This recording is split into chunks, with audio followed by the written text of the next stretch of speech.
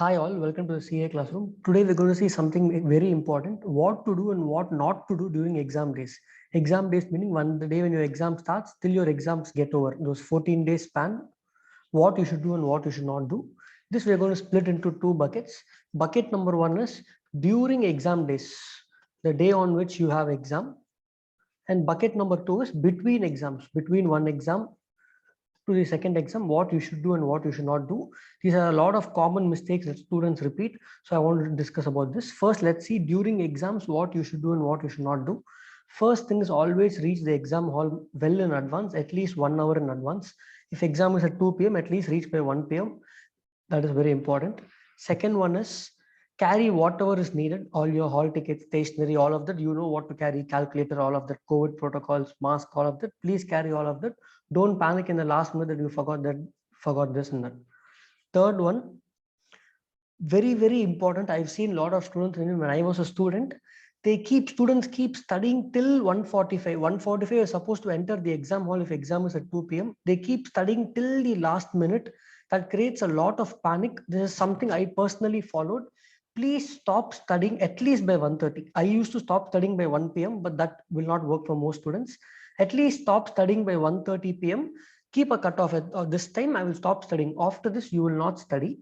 Reason being, what you have to do once you stop studying by 1:30 p.m., enter the exam hall, wherever you're going to sit, enter there by 1:30 p.m. itself. Just get feel of the room, take few deep breaths, calm yourself, just close your eyes, don't think over the subject, meditate for 5 to 10 minutes, calm yourself because you have studied for the last 6 to 8 months.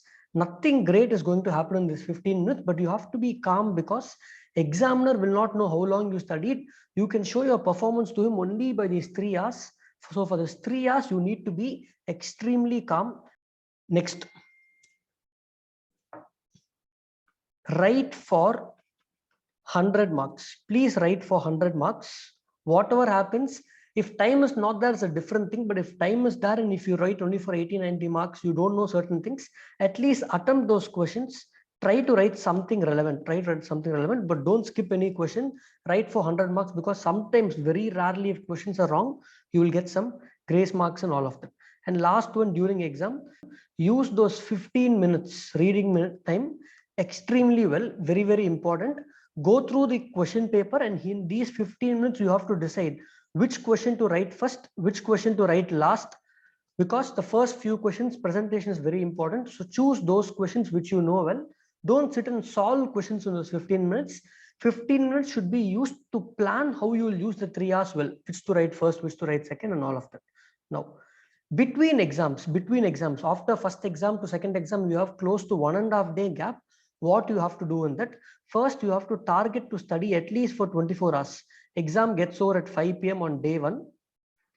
Next exam is only on day 3 at 2 p.m. Between this time, you have to target to study at least for 24 hours. Extremely important. Sir, when should I start? Should I start immediately at 6 p.m. after I go home? Should I start at 8 p.m.? Should I start next day morning? Different students have different planning. See what works best for you, but somehow try to touch 24 hours. In these 24 hours, what you have to do is only revision. Don't study anything new in the day before exam. Whatever you studied in the last 6 to 8 months, you should be able to revise at least one time. If you're able to revise more than that, it's well and good, but at least one revision. And also spend at least 1 to 2 hours for RTPs and mock test paper. Don't have to solve them, just quickly go through them. Next, students make mistakes. I also made this mistake by sleeping only 2 to 3 hours before the exam day. Very bad. You will drain out during the exams. Try to sleep at least for 6 to 8 hours. Sleep is very important. Next most important thing, students tend to eat junk food to keep their mind occupied and all of that, but please don't do that.